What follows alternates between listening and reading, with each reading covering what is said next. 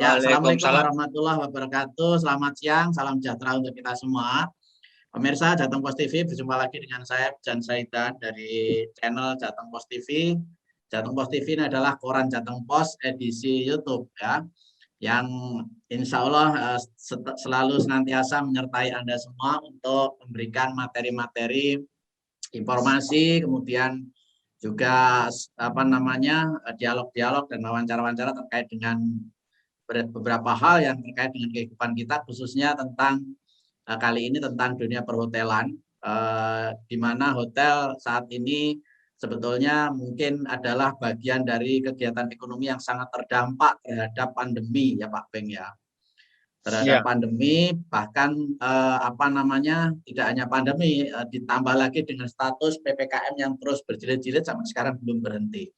Bersama kami adalah Pak Bambang Mintose, atau yang lebih akrab dipanggil Pak Beng di dunia perhotelan di Kota Semarang dan Jawa Tengah. Beliau adalah Wakil Ketua PHRI, Perhimpunan Hotel Restoran Perhimpunan Hotel Restoran Indonesia.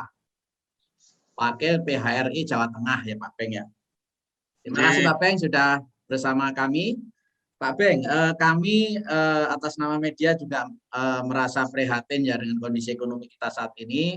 Semua terdampak akibat pandemi, kemudian ditambah PPKM yang sampai sekarang juga belum berakhir. Terutama dunia hotel yang menurut saya sangat berdampak terhadap pelarangan kegiatan masyarakat ini. Pak Beng, mungkin masyarakat ingin tahu Pak, kondisi hotel saat ini di Kota Semarang maupun Jawa Tengah seperti apa Pak menghadapi pandemi dan PPKM yang terus berkepanjangan Pak. Terima kasih Pak Bos, luar biasa ini masih bisa berkiprah. Artinya di tengah pandemi seperti ini, begini, saya pikir semua sudah paham ya. Artinya sebetulnya hotel itu sudah terpuruk sejak 4 atau 5-6 bulan setelah pandemi sudah terpuruk sebetulnya. Ya, kemudian mereka mencoba, kami semuanya mencoba terus inisiatif apapun lah untuk survive. Desember sempat optimis. Ya, sempat bangkit, tapi kemudian terkena lagi, imbas lagi, hingga yang parah itu sebenarnya Juli. Juli itu tidak ada satupun dari kami yang tidak optimis. Juli, tidak ada satupun dari kami yang tidak optimis. Semuanya optimis, hingga kami totalitas, kan begitu kan.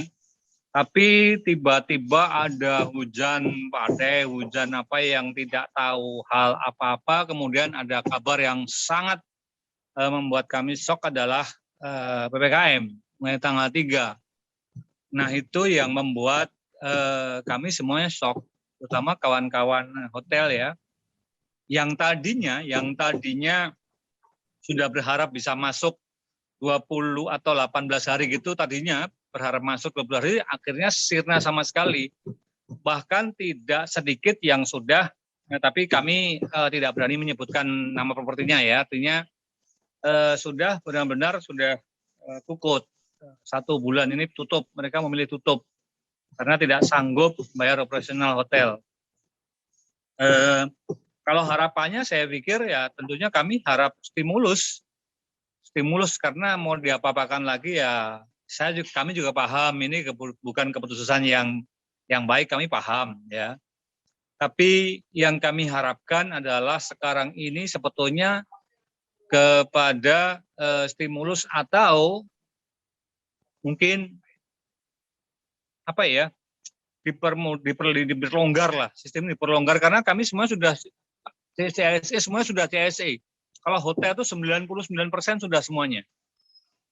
Vaksin sudah semuanya, sudah divaksin semuanya. Udah yang kedua sudah semuanya. Artinya sebenarnya kami sudah sangat siap jika harus mengetatkan prokes. Semuanya sudah biaya pengeluaran untuk prokes, untuk ikut disertifikasi sudah dilakukan oleh kawan-kawan hotel.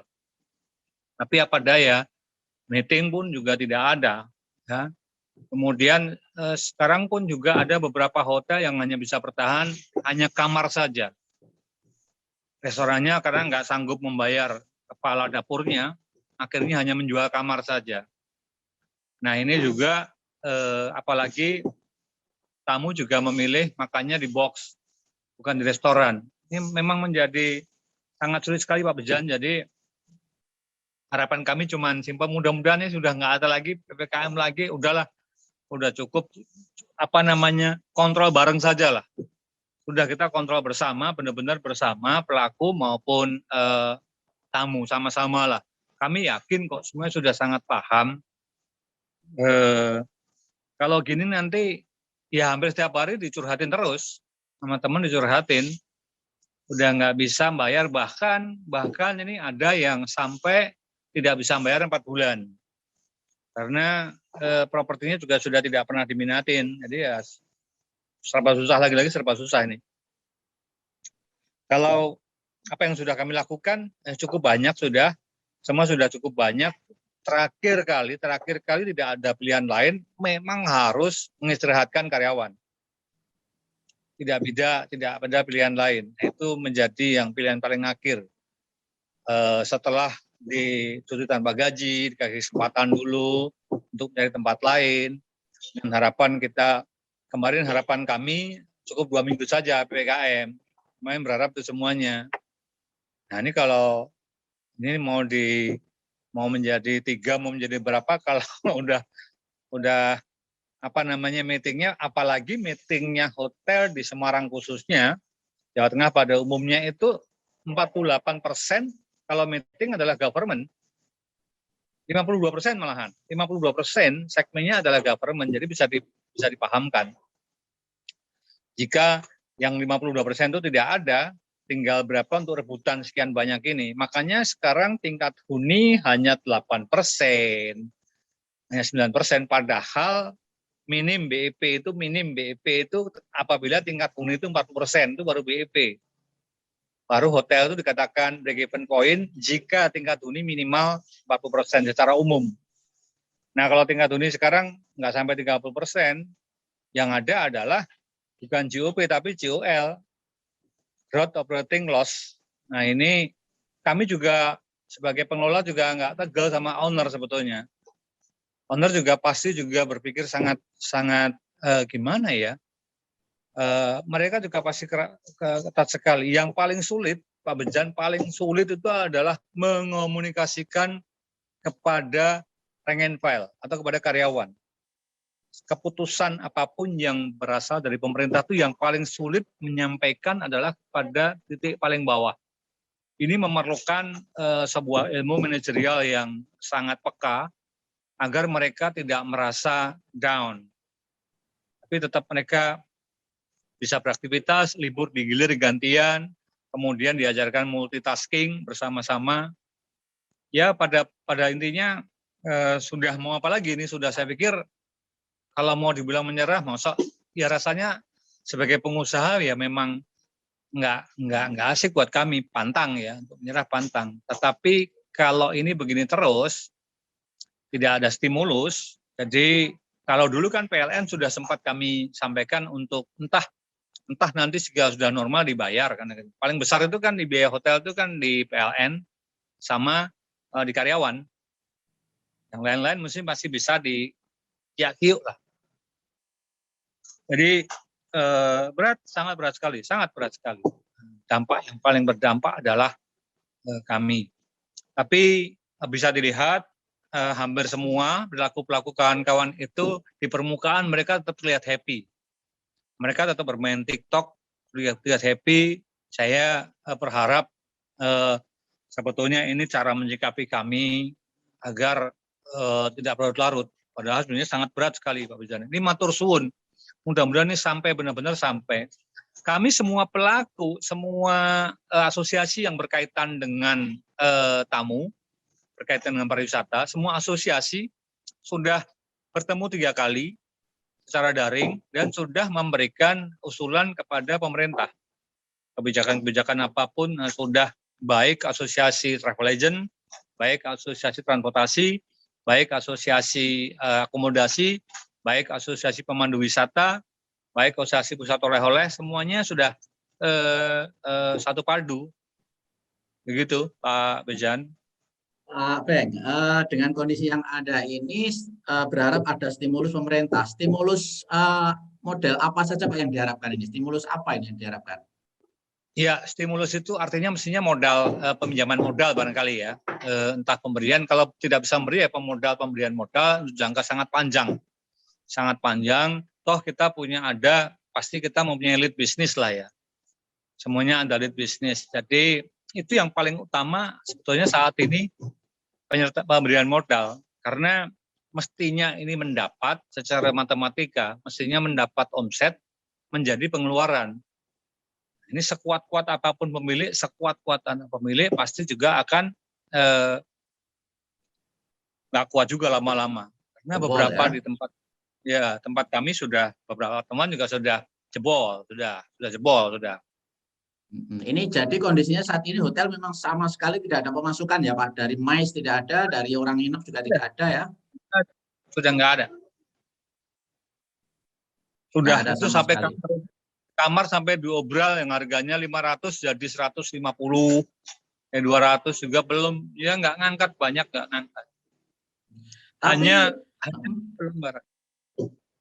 Tapi kamar-kamar hotel kalau malam masih kelihatan nyala Pak kamarnya ya? Ya itu kan teorinya mereka supaya kelihatan tetap pede. Oh.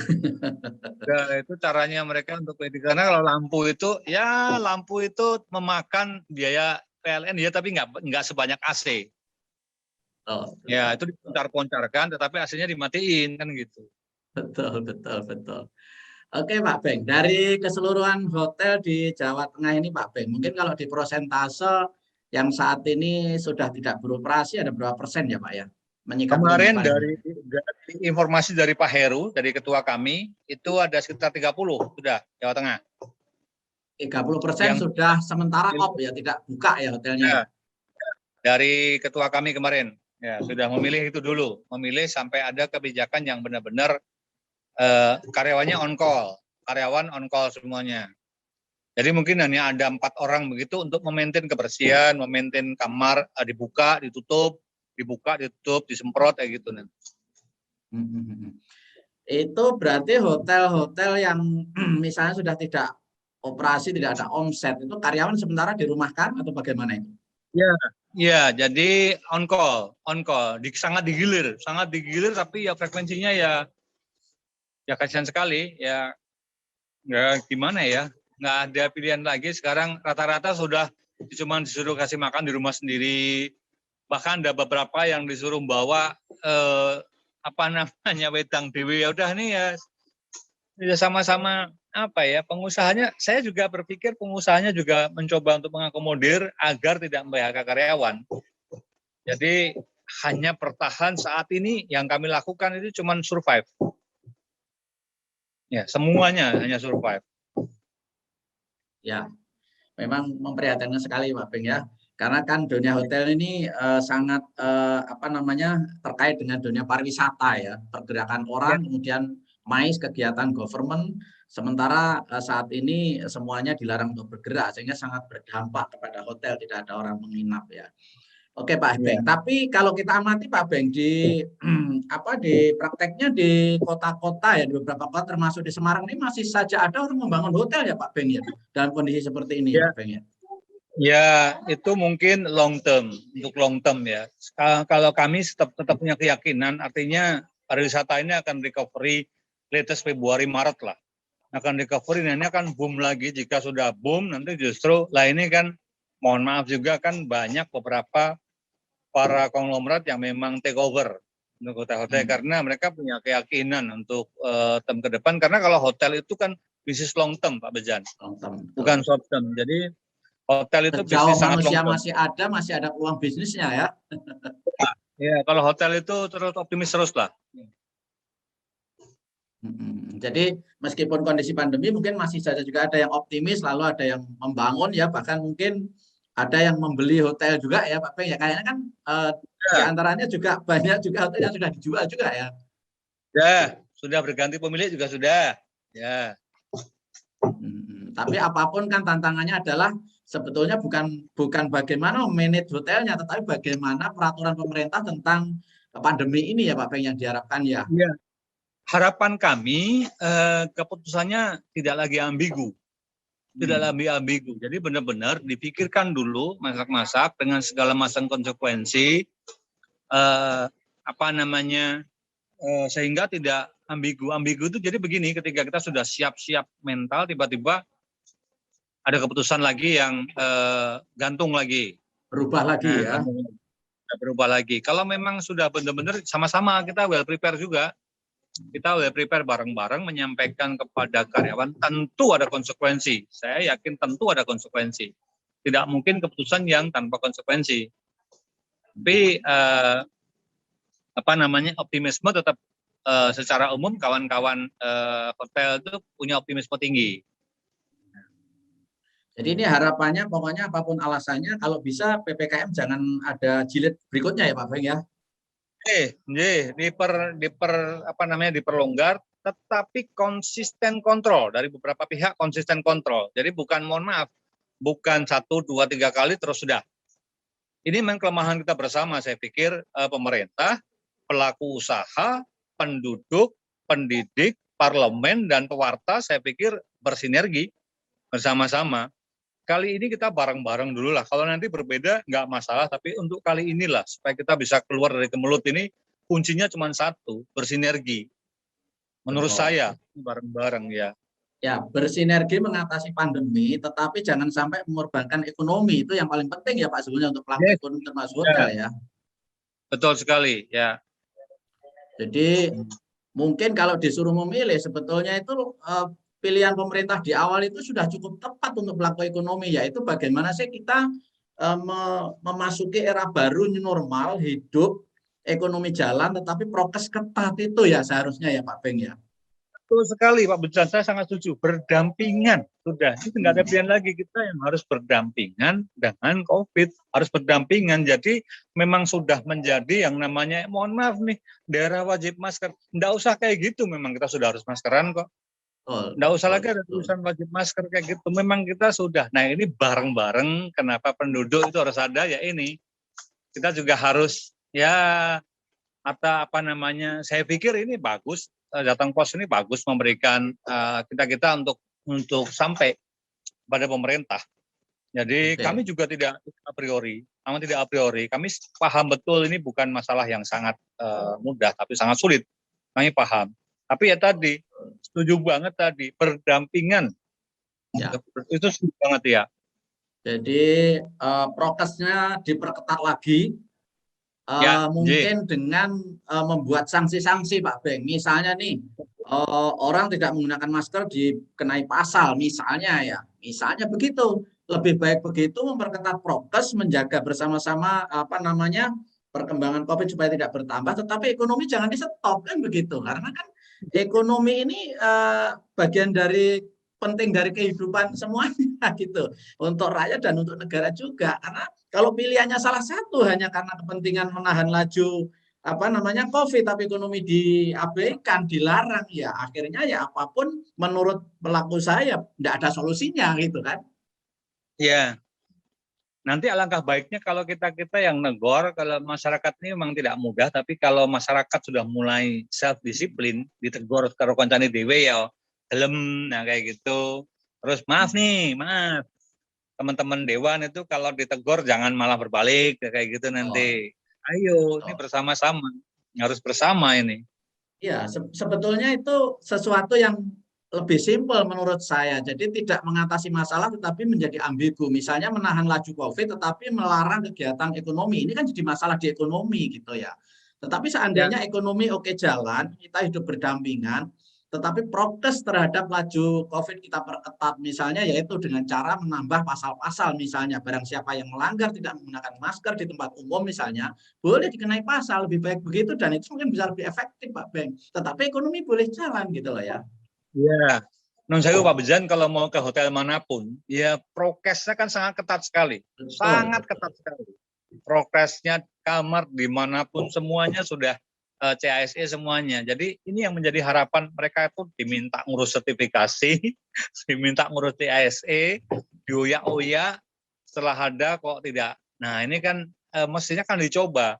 Nah kalau nanti hotelnya melanggar, mari kita tindak kan begitu.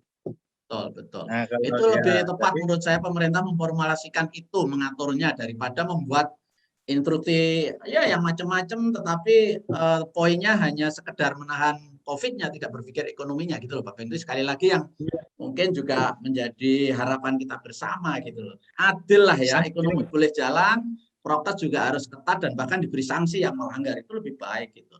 Oke Pak Beng, kira-kira supaya apa ya, keluhan-keluhan ini ya, artinya curhatan pelaku hotel ini bisa didengar oleh pemerintah sehingga betul-betul harapannya tidak memperpanjang PPKM lagi gitu. Itu kira-kira apa yang harus kita lakukan supaya didengar Pak Beng?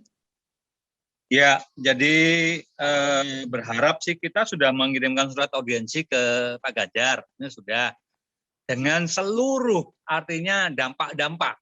Kami memberikan semua, jadi bukan hanya kami data, semua data yang terdampak itu berapa yang ter-PHK misalkan, itu sudah mudah-mudahan ini menjadi bahan pemikiran Pak Ganjar, surat kami nanti. Siapa nanti monggo yang mau presentasi, yang mau, karena sama, kami semua sama, sudah satu bahasa. Bisa dengan Pak Heru, bisa dengan Pak Sugeng, bisa dengan kami monggo, artinya sudah satu bahasa, data-data yang ada pada kami. Jadi ini mudah-mudahan Pak Ganjar, saya yakin sekali, saya yakin Pak Ganjar mendengar dan bisa juga bijaksana. Nah, kemudian barangkali saran saya satunya adalah, satu, percepat vaksinasi, jangan ada egosentris. Nah, ini manapun KTP manapun kan nggak ada double, nggak mungkin ada double. Kemudian dipermudah akses mendapatkan obat, entah oksigen, entah apa, supaya benar-benar semakin cepat kita bareng-bareng. Ngaten, Pak Bos. Pak Beng, terima kasih sekali. Pengen panjang banget ngobrol sama Pak Beng, ini lama sekali nggak ngobrol. Tetapi waktu juga yang membatasi kita Pak Beng. Sekali lagi terima kasih apa yang sudah disuarakan, disampaikan mewakili teman-teman di PHRI. Mudah-mudahan didengar oleh pemerintah sehingga membuat keputusan tidak lagi merugikan kegiatan ekonomi kita bersama Pak Beng. Sekali lagi terima kasih Pak Beng atas waktunya. Kami doakan sehat selalu Pak Beng. Sukses selalu dan tetap optimis. Mudah-mudahan pandemi segera berakhir. Pemirsa, demikian apa yang kita bicarakan dengan Wakil Ketua PHRI Jawa Tengah, Bapak Beng Mintoseh, tentang bagaimana nasib hotel di kondisi saat ini, di kondisi pandemi dan PPKM. Harapannya adalah bagaimana pemerintah segera menghentikan PPKM yang berkelanjutan ini supaya kegiatan ekonomi khususnya perhotelan bisa segera lagi berjalan. Terima kasih. Saya Bjan Saidan undur diri. Assalamualaikum warahmatullahi wabarakatuh.